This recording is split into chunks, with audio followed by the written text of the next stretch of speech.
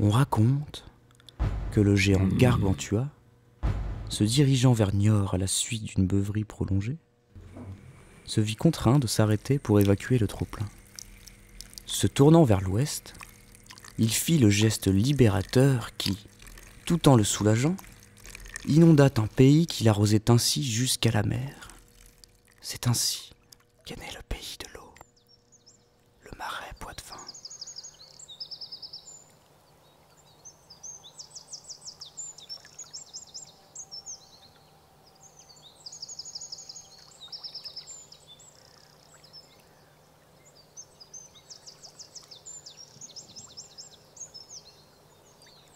L'eau. Sa gestion. Un sujet souvent abordé dans le Marais Poitevin. Mais aujourd'hui, en 2012, où en est-on ?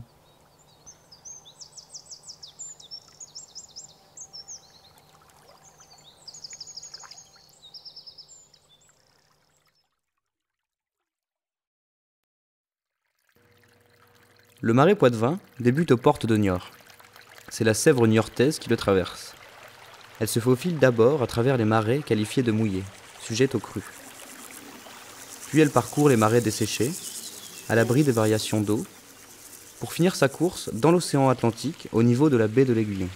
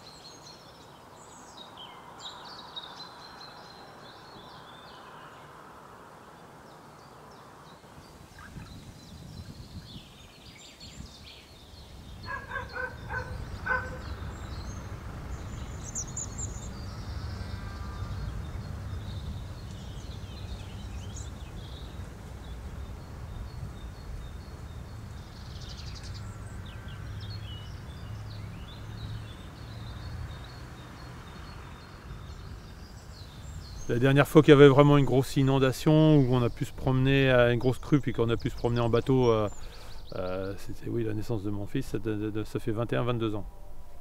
Il y a eu des années, l'eau est venue 92 jusqu'au milieu, là. jusqu'à 95, par là.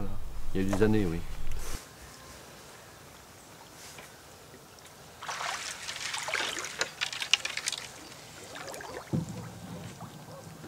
Le rôle de la crue a pour but justement de fertiliser le sol. Ça c'est vraiment indispensable pour le marais, hein, parce qu'on voit qu'il y a, vous voyez toute cette végétation qui est autour de nous, hein, lorsqu'elle est submergée sous, allez, même pas 20 à 30 cm d'eau, ça va se dégrader sur une période de 2 mois à peu près, hein, juste, hein, ça suffirait à jouer son rôle. Ça va se dégrader, ça fait de la matière organique. Et lorsque l'eau va s'évacuer petit à petit, en fait, ça va se décanter, ça va se déposer. Et on parle d'humus, hein, du fait qu'il va se déposer sur la parcelle et ça refertilise la parcelle. On sait que la tourbe vit avec l'eau. Hein, aussi, oui. Si ça sèche toujours, elle se dégrade, le sol diminue. Le marais baisse, oui. Le marais baisse, oui.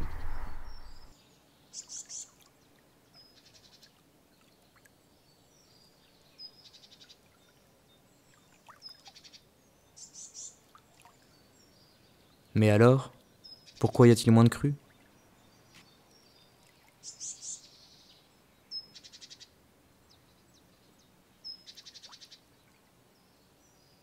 On a peu d'eau. Hein. Encore comme cet hiver, on a un hiver sec, hein, on n'a pas d'eau, on n'a pas de pluie. 200 mm de moins l'année dernière. Ouais. Rapport et depuis, on n'a pas compensé. Hein. Ah non. On continue sur le même rythme. La pluie, seule, ne permet pas d'expliquer ce manque de crues. Dans les années 70, les prairies ont peu à peu laissé place à une nouvelle culture, le maïs. Que ce soit dans le marais desséché, en plaine, et même dans certaines parties du marais mouillé. Mais c'est qu'au niveau de la maïsiculture, hein, que ce soit le maïs cultivé dans le marais mouillé et le maïs qu'on a sur la plaine, hein, ils ont tous les deux un impact négatif sur la gestion du niveau d'eau, hein, parce que dans le marais mouillé, on met certes du maïs dans le marais, mais on est obligé de gérer les niveaux d'eau en fonction de ces cultures, c'est-à-dire une évacuation d'eau directement à la mer et on empêche l'éva et l'inondation. Et à la fois sur la plaine, quand on cultive du maïs, on prélève l'eau du marais mouillé pour arroser les cultures de maïs en plaine. Et donc voilà, c'est ces deux cultures hein, qui on peut le remarquer, hein, ont un impact négatif sur l'eau, sur la gestion et sur l'avenir du marais.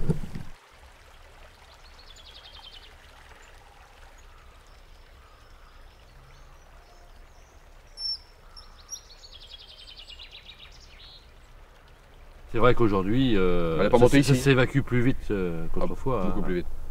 Ils ouvrent tout.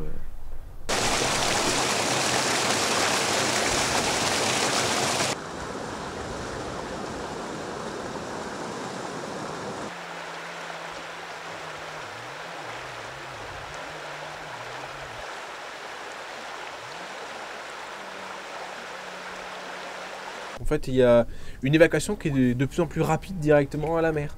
On laisse pas le temps à l'eau d'être décantée, d'être filtrée. Et en fait, tout est ouvert. Et même, pour vous dire récemment, là, il y a eu un gros coup de vent et des précipitations assez importantes. Et toujours par le système de précaution, mais on a privilégié à ouvrir directement tous ces barrages. Donc on a eu une variation, l'eau est baissée de 5 à 10 cm. Et après, ensuite, l'eau est remontée. Donc vous voyez, c'est cette variation qui est importante et qui n'est pas forcément indispensable et nécessaire pour le marais. Mais alors, il suffirait simplement de fermer les barrages. C'est pas si simple. Ben oui, il y a les marais desséchés qui veulent pas d'eau l'hiver non plus. Donc faut que l'eau s'en aille. Oui, les marais desséchés, ils sont tous en culture, alors forcément. Là en ce moment, ils veulent pas d'eau. Ils veulent pas d'eau. Et puis une fois qu'ils auront semé, oui, là. Semé leur maïs. Là, ils voudront que l'eau reste après. Voilà. Mais s'il pleut plus, c'est foutu.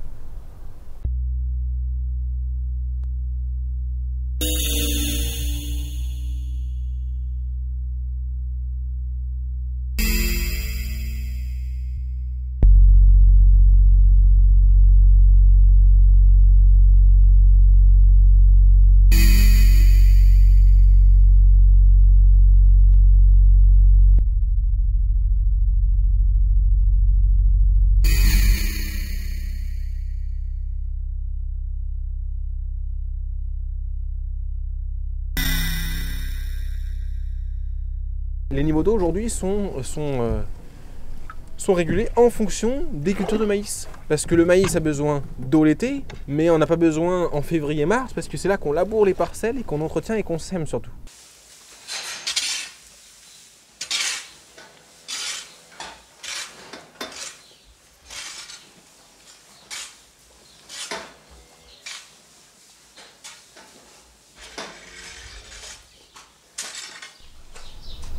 En 2003, j'ai descendu de l'eau de l'adduction pour faire boire les vaches parce que toutes les conches étaient vides. Et puis pas loin de là, ça arrosait en pleine. C'est un peu dommage quoi, de fonctionner comme ça.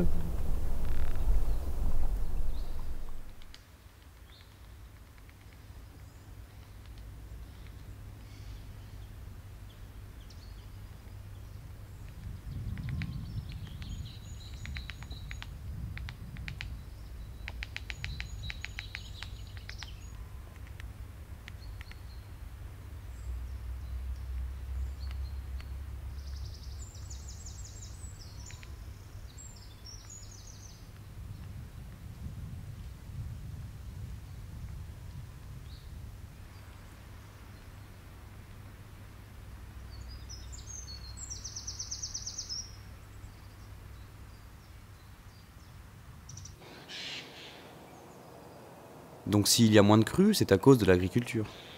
Et c'est tout. Ce manque de crues, c'est dû à une gestion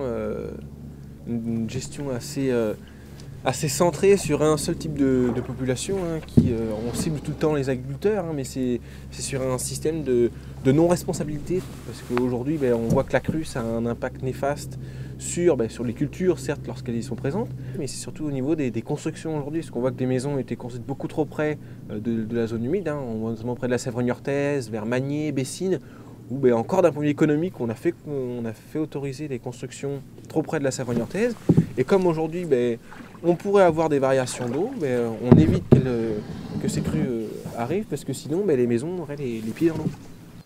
Il laisse donc l'eau s'écouler, pour éviter que les crues aient des impacts sur ses installations.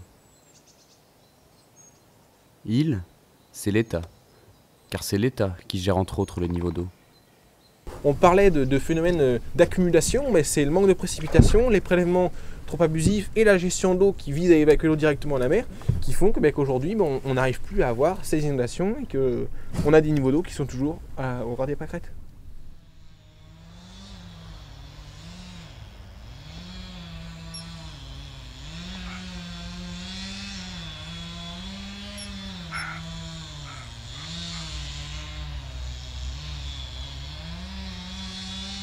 On parle de cohérence et qu'on veut conserver ce système de maïsiculture qui est mis en place. On met certes du maïs dans le marais, sauf que le maïs aujourd'hui, on pourra aller voir ça tout à l'heure, sur certaines cultures de maïs aujourd'hui, vous n'avez rien qui est présent. Enfin, l'eau pourrait monter sur la parcelle, on pourrait éventuellement demander à certains agriculteurs, ils seraient pour que l'eau monte sur la parcelle. Dans ces périodes de décembre, janvier, février, c'est pas gênant, puisque c'est pour ça qu'on y fait du maïs, parce qu'on l'implante début mai. Et puis fin novembre, il est récolté. Donc ça ne gêne pas du tout à ce niveau-là de la montée des eaux. Puis de toute façon, c'est des parcelles humides par nature, puisque c'est des parcelles argileuses.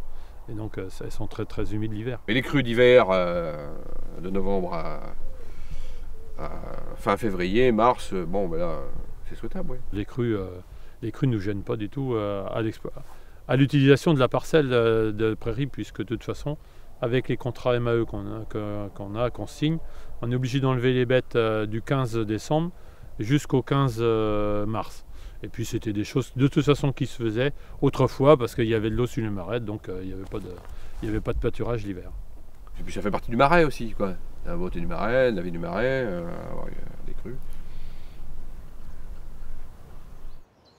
Malheureusement, les syndicats de marais dirigés par les plus gros exploitants ne pensent pas les mêmes choses. Et ce sont ces syndicats qui influent sur la plupart des décisions. En fait, il y a une convention qui a été fixée, convention 1996, qui fixe d'avoir une cote d'été et une cote d'hiver. Où on a la cote d'été qui est plus haute que la cote d'hiver. Où on a pour but, cette cote d'été, d'avoir une bonne quantité d'eau avec une harmonie qui va se faire entre le niveau d'eau et le bord de la berge pour les touristes. L'activité économique du marais aujourd'hui, c'est principalement le tourisme aussi, à part aussi le agricole. Et voilà, aujourd'hui, c'est qu'elle n'a pas été revue, on se fixe encore sur celle-ci. Et on sait bien, aujourd'hui, tout le monde dit oui, c'est de la faute de la DDT, qui malheureusement se fixe par rapport à cette convention.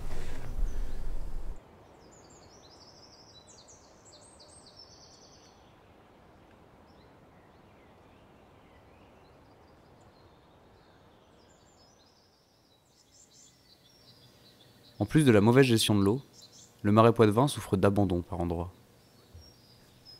Sur les 3500 km de fossés que compte le marais mouillé, 80% sont en voie de comblement. Et tous ces fossés bouchés, c'est autant de réserves d'eau qui disparaissent.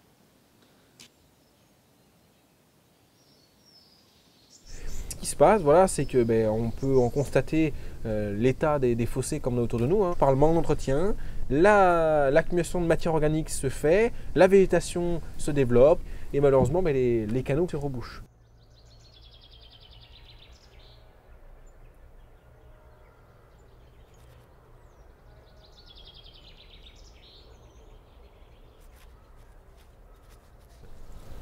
Il y a tellement d'intérêts en jeu aussi, c'est ça, un intérêt divergent. Entre le tourisme, la pêche, l'agriculture, mais même entre agriculteurs, puisqu'entre éleveurs et céréaliers, les intérêts ne sont pas les mêmes.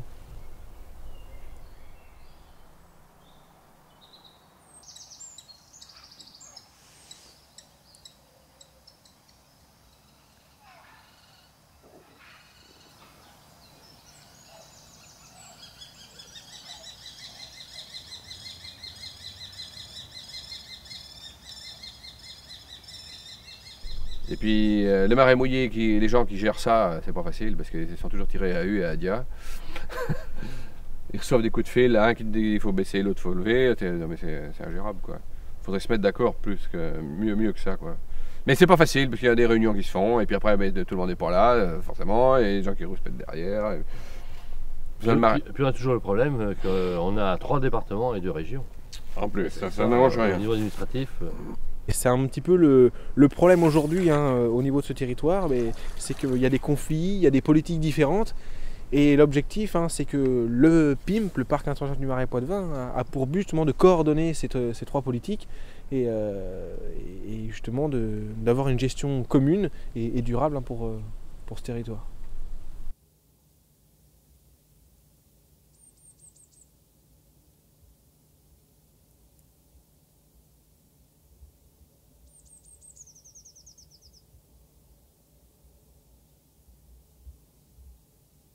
Ouais.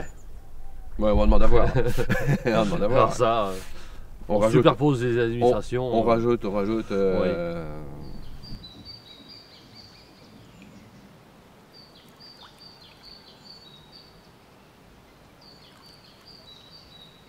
On nous dit oui, vous les jeunes, faut se battre, faut essayer de faire quelque chose pour faire bouger les choses. Sauf que oui, mais c'est pas que nous qui allons faire bouger les choses. Il faut que ce soit un mouvement collectif et où on puisse rencontrer toutes les tranches d'âge, que ce soit des anciens, des moins jeunes, des jeunes, qui se battent pour le même combat et qui justement ont pour objectif de retrouver des éveils et ce qui serait pas infaisable, qui serait vraiment réalisable aujourd'hui dans l'état des choses. On comprend pas trop parce que comme sur notre commune, tout le monde est pour que l'eau monte et dès qu'il y en a un petit peu à part. Donc voilà, on se pose la question, que ce soit les élus, que ce soit les agriculteurs, les éleveurs, ça gêne pas que l'eau monte et puis on est tous d'accord pour que l'eau monte, mais il n'y a pas moyen.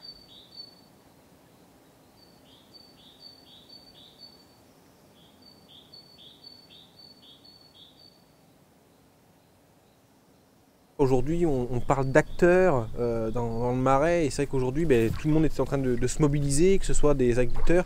Et on est une poignée de personnes qui commencent à se regrouper, à penser les mêmes choses. Et j'espère là-dessus, il faut rester optimiste de toute façon. Il ne faut pas se dire que le Marais c'est fini parce qu'il y a encore de belles choses à voir et qu'on va pouvoir y arriver.